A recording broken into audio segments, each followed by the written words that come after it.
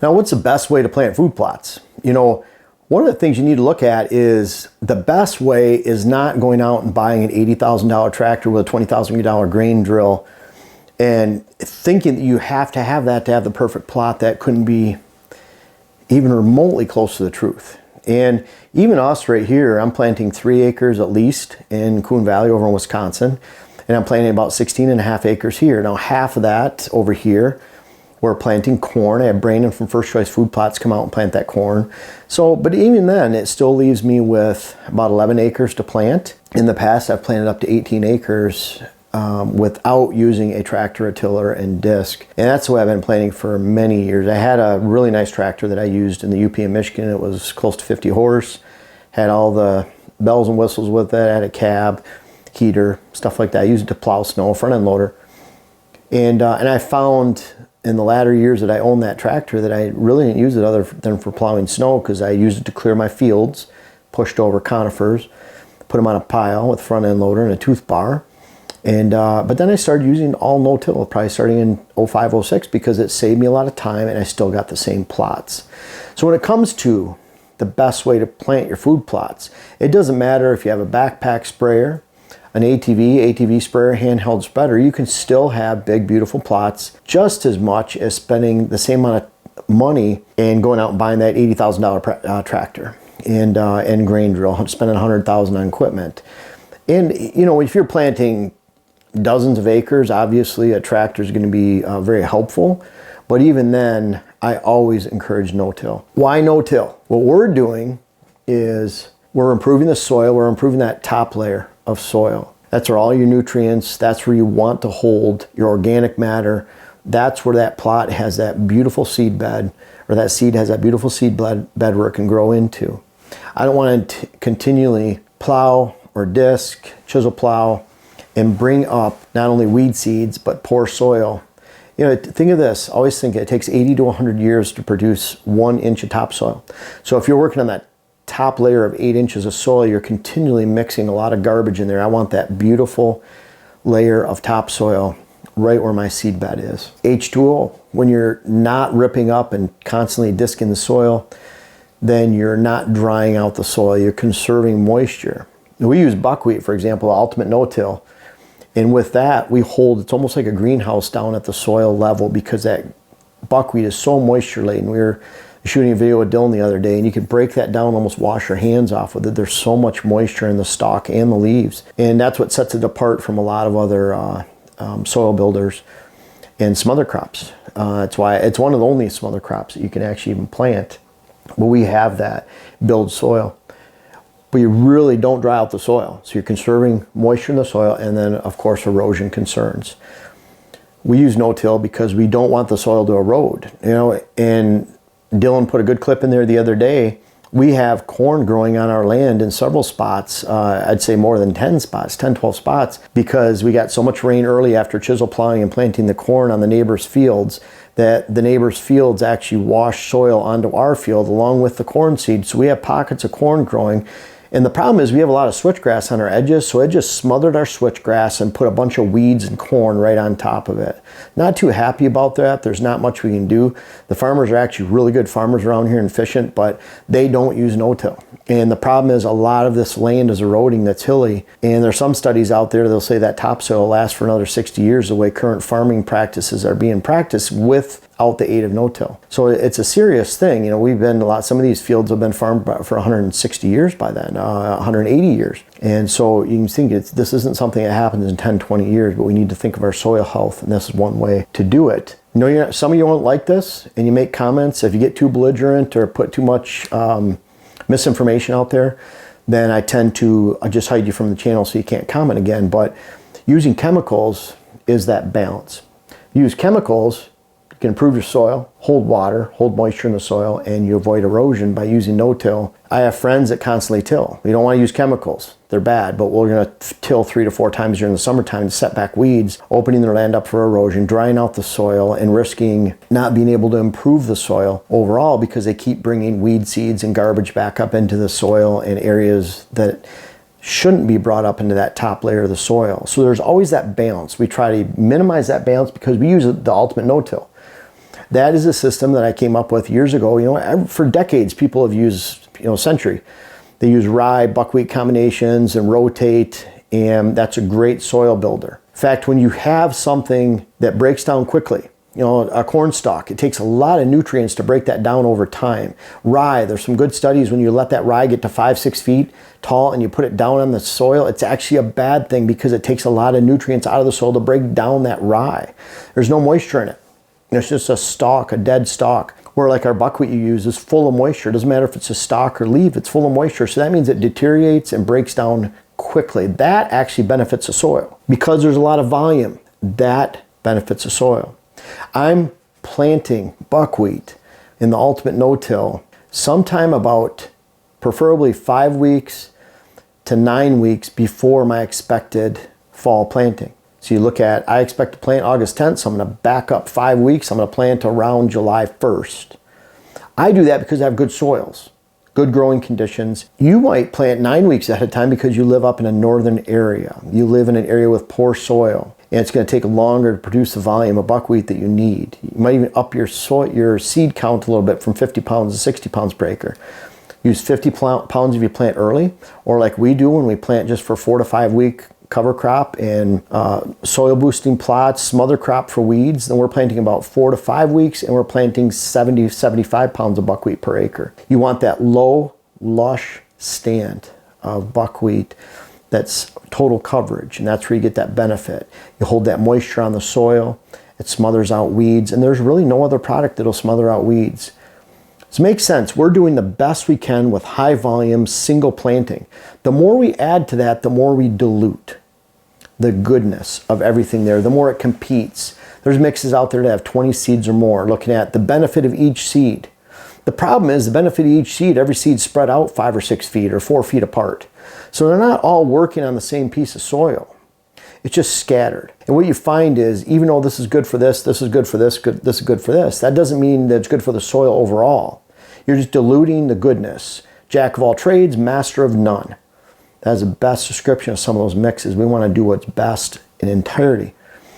Sometimes you'll see articles like the National Deer Association or other scientific groups will say, this ragweed is this amount of protein. You need to have it in your weeds, in your food plots. Problem is, ragweed turns brown. Deer don't eat it when it's older, so who cares how much protein's in there? They love it when it's young. But I don't want to have weedy food plots because then that's taken from my ability to build a herd. It's crazy. The NDA used to be called the QDMA, the Quality Deer Management Association, building a QDM herd. That was a really big thing. But a lot of times, things that are being done to soil and food plots and land are counterproductive to actually producing a quality herd, because if you don't have that herd and protect it and grow it and be able to hunt it during the fall, you don't have a herd. And so what we're trying to do is build the soil during the summer and then plant our fall crops during the fall to actually aid in our ability to actually grow a herd and grow a hunt. Because again, great herds and hunts are built in the fall, not the summertime. Summer is for soil building, and I want something really intense. I want something high volume. I want something that has a lot of organic matter, but fine organic matter that can be broken down quickly. Not like a corn stalk, that's the opposite. So we're using buckwheat that breaks down soil, and that's been used for a long time. Rye is great too, but I like to mow that out or kill it out in the spring so you don't get that stalk and that 5-6 foot matter that needs to be broke down. No different than you just cleared your plot and you left a lot of sticks and debris and roots on there. It takes time for those to break down. It's going to eat your fertilizer cost up unless you get that out of the field. Ultimate no-till. Planting that buckwheat, and then I'm spreading my seed into that buckwheat like our fall greens right here, the fall power greens. That's buckwheat, peas, and tillage radish. Those are all a little bit bigger seeds.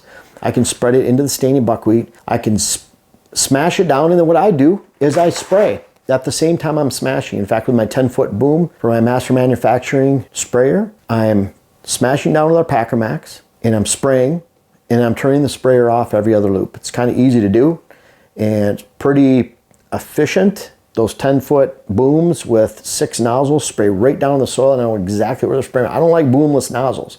I have a lot of switchgrass edging. I can't spray not knowing if my spray is going 22 feet out or 18 feet, or for that matter, 16 feet versus 14. And I don't know. There's a gray area. I can't do that. I want to spray up within a foot of my switchgrass, know it's right there, be careful with that outside row around my switchgrass, and then go from there. And the buckwheat allows me to have a metered, it's easy to see where you just drove over the time before. It smashes it right down and it crimps over by itself. Nothing else does that. Don't need any expensive crimper or anything like that. It just simply goes down with our Packer Max, call the Packer, and I've been doing that for over 20 years now. You can smash it down with your ATV tires, your truck tires, ATV ramp pulled sideways, car. A friend of mine had an old Subaru, smashed it down in Wisconsin, back on that property we hunted on in the mid-2000s. But it's easy to do. You can just smash it right down. I've actually literally used my truck in a pinch. But it smashes down over that seed, and you spray it, kill it at the same time. It's very efficient. Been doing that for a few years now, starting to talk about it and show it more because it works so well. And I'm putting these bigger seeds down first, and what I recommend now at this point is if your buckwheat is knee to waist high, which if you plant on good soil for that 4 to 5 week time frame, that's about what it's going to be, then you can spread your brassica and have a good catch. A lot of those seeds will get on the ground. You'll have even coverage. But if your buckwheat is up to chest high like we've had, and I've had to lift the spreader going through that, you're better off smashing your buckwheat first and then spreading the brassica, which is what we did in this early planting, just to illustrate that Dylan and I did last week. And have to say a thank you to Dylan. People ask, well, how about have Dylan come over and chainsaw? Since I have my appendix out and I can't chainsaw in August. And no, I'm not asking Dylan to come over in his schedule and chainsaw. Dylan, what do you think of that? I could probably make it happen. I know you can make it happen. I'm not saying that. No, so I'm not saying Dylan couldn't make it happen. What I'm saying is that we have our video time scheduled till about early October. It's funny, people have asked online if Dylan is my son. He is not my son. He is on he is in our kid wall upstairs.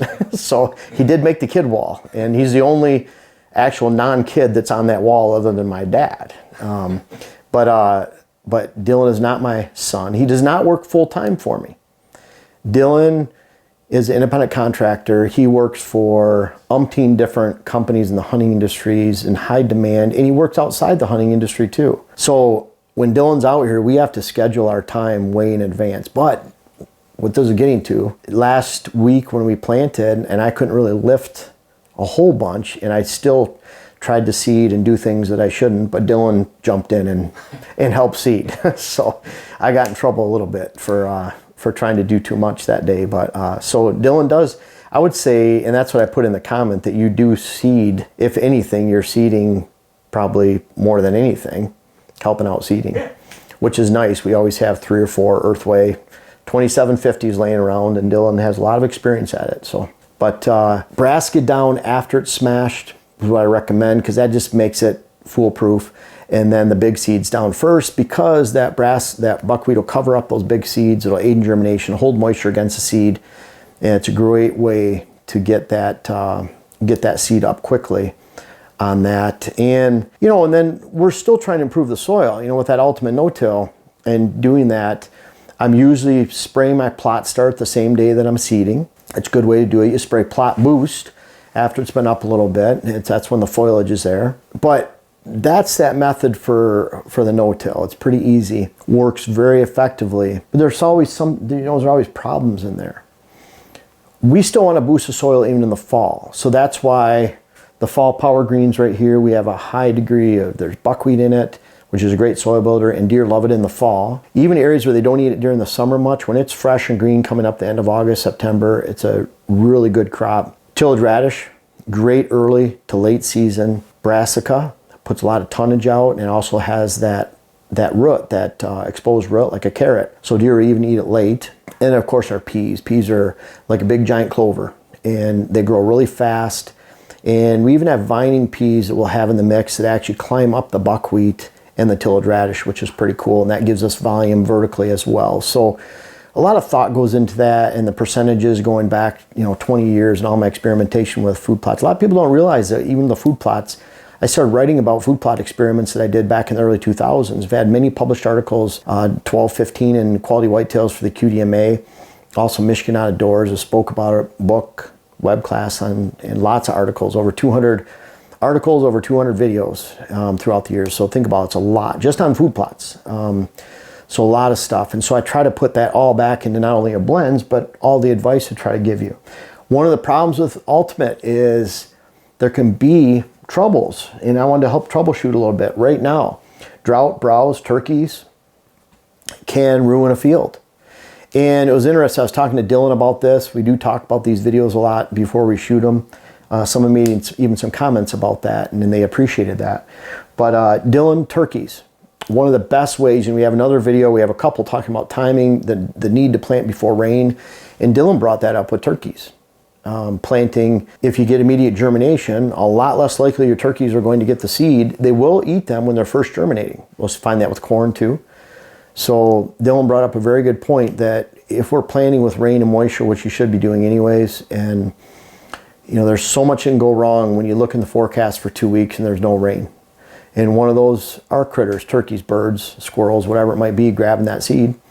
But to add something to Sure. If you have really high turkey numbers and they're a big problem, hit me up and I could maybe come try and get those numbers down a little bit for you in the spring.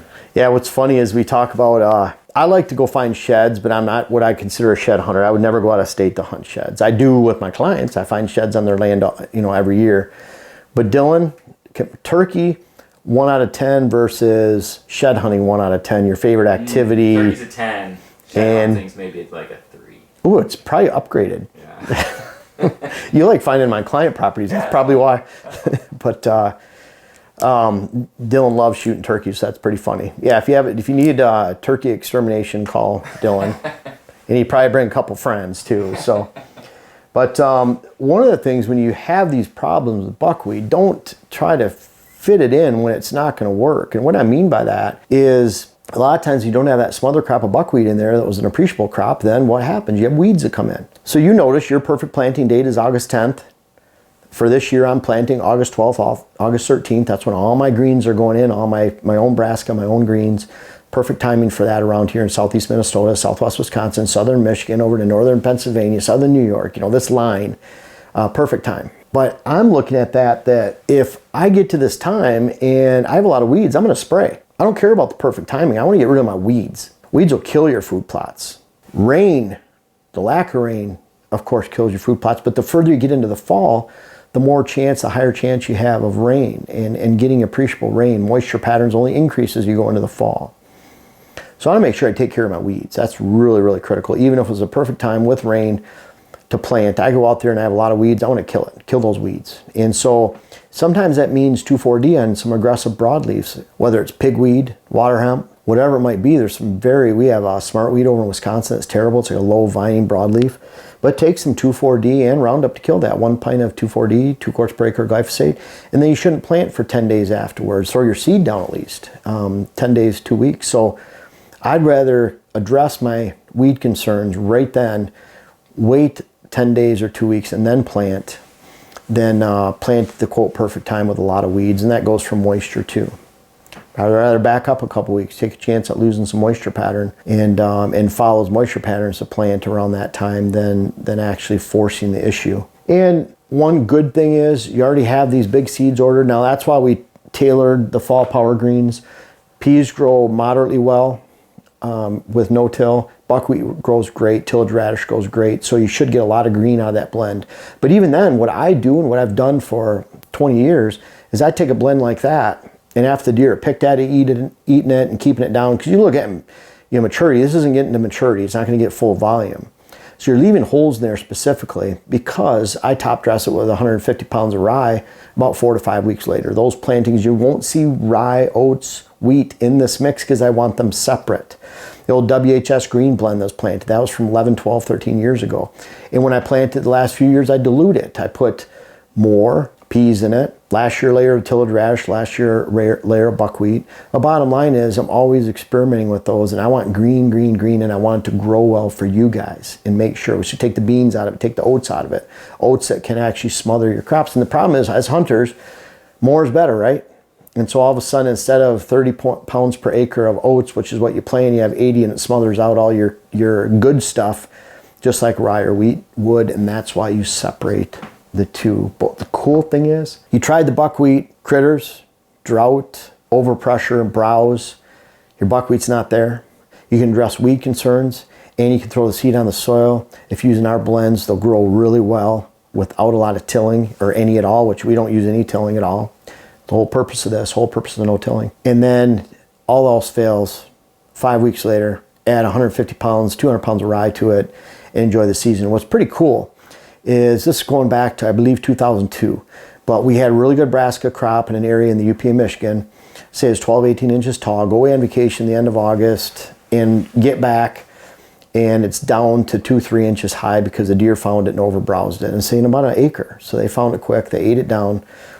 So as a fail-safe, I'm going to try rye. So I put 200 pounds of rye, maybe even 300 pounds per acre, right over the top around Labor Day. You know what's cool? I actually experienced growth on the brassica after that, because that young rye, they prefer when it's 2-3 inches tall. They just nibbled it away and actually allowed the brassica to grow a little bit and add more volume right next to it. So since that time, I've been layering rye, and it's not only a food plot salvage, it's a good strategy to incorporate right off the bat, which is why I encourage you to do it with these fall power greens.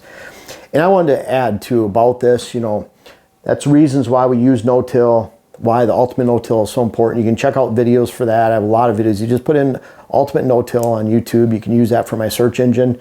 You can find all my videos pretty easily. But we've been using the ultimate no-till for a long time. We've been using this tillage. So that's why I tailored these seed blends to make sure that you could use them no-till. There'd be a high percentage of accuracy with you and precision. And I want to just mention, after all this being said about the no-till, thank you guys so much for taking a chance on us with our seed blends that we have this year.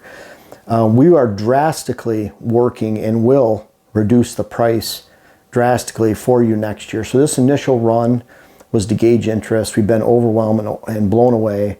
We've had supply issues because of that we will correct. Let us know if you've had any problems with supplies. We'll make it right. We feel bad that we've gotten behind on things, or our supplier has, and we will make that right to you.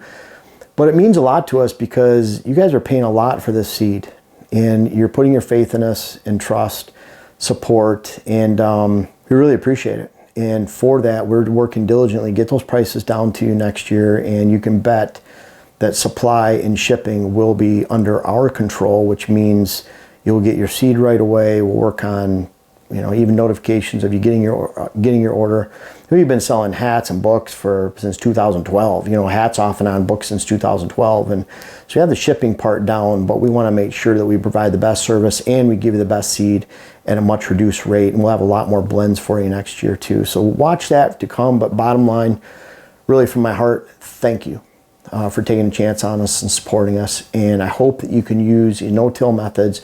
Because to me, it's that perfect balance between using chemical, a lot of chemicals, and using none at all. We're trying to limit the amount and making sure, bottom line, that you have great food plots for this fall and beyond. Folks, I want to make sure you check out my web class video series, whether it's how to design your food plot program or how to design your property in general. And we have a new one coming out that'll be how to hunt the rut. But these bucks back here are a testament. Some of these bucks go back to 93. They're even in different states. I urge you to check out those web classes that you can help yourself, help your land, help your hunt. The link is in the description. And also for those that have tried them out, I encourage you to offer some feedback in the comments below. Thank you.